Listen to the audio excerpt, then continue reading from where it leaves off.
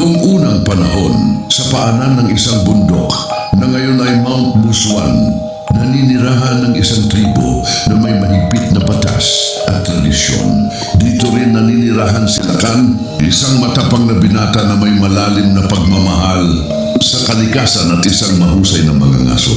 Ngunit may isang mayaman na pamilya na may anak na dalaga. Si Diwa ang pinakamagandang dalaga ng tribo na may puso na kasing amo ng mga ibon. Ang dalawa ay lubos na nag-iibigan, ngunit ang kanilang pag-iibigan ay ipinagbawal ng kanilang mga pamilya at ng dato na pinuno ng tribo. May iba't ibang dahilan ng pagbabawal. Sinasabing si Lakan ay nagmula sa isang mahirap na angkan, samantalang si Diwa ay anak ng datu o ng isang mayaman at makapangyarihang pamilya. Maaaring mag-asawa si Diwa sa ibang binata bilang bahagi ng isang kasunduan ng tribo. Gayunpaman, ang pag-ibig ni Lakan at Diwa ay mas matindi kaysa sa batas ng tao. Lihim silang nagkikita sa isang liblib na dako, malapit sa isang patag na lupain. Hindi nagtagal, natuklasan ng datu ang lihim na pagtatagpo ng dalawa. Nagalit ang datu at nagdesisyon na paghiwalayin sila magpakailanman.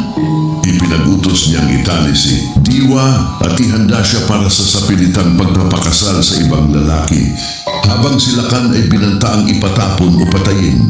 Dahil sa takot na tuluyang magkahiwalay at hindi na kailanman magkasama, nagdesisyon ng magkasintahan na gumawa ng isang malaking sakripisyo upang patunayan ang kanilang wagas na pag-ibig sa harap ng kanilang mga ninuno at mga espiritu ng kalikasan. Nang sumapit ang hating gabi, nagtagpo sina Lakan at Diwa sa kanilang lihim na tagpuan sa gitna ng kapatagan. Nagyakap sila ng mahigpit sa huling pagkakataon. Ayon sa alamat, nagdasal sila sa mga diwata at sa mga espiritu ng lupa o anito na hayaan silang maging simbolo ng walang hanggang pag-ibig.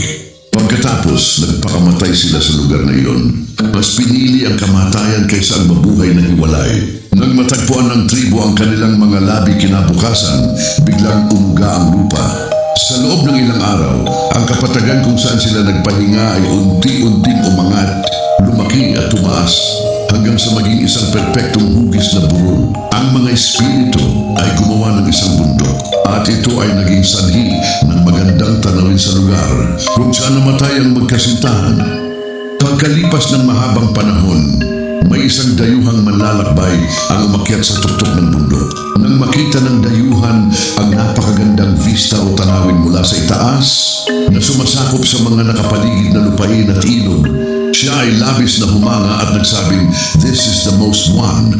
Ang ibig sabihin ay, ito ang pinakamaganda, pinakakahanga-hanga. Ang mga lokal na katutubong gabay na kasama niya ay hindi pamilyar sa wikang Ingles at hindi nila naintindihan ang parirala. Ang tanging narinig at nakabisado nila ay ang tunog na most one. Dahil paulit-ulit nilang binanggit at ginamit ang tunog na ito para tukuyin ang bundok, ang most one ay naging musuan sa lokal na pagbigkas. Ang Mount Musuan ay hindi lamang nagpapaalala sa trahedya, kundi ito rin ay isang monumento sa wagas at walang hanggang pag-ibig na kayang lampasan ang lahat ng pagbabawal at batas. Bagamat ito ay isang natutulog na bulkan, ay nakatayo ngayon bilang paalala na ang pag-ibig nina Lakan at Diwa ay buhay at matibay. Kung nais mo ang ganitong kwento, halika at magsubaybay para sa mga kwentong hiwaga, alamat at kababalaghan.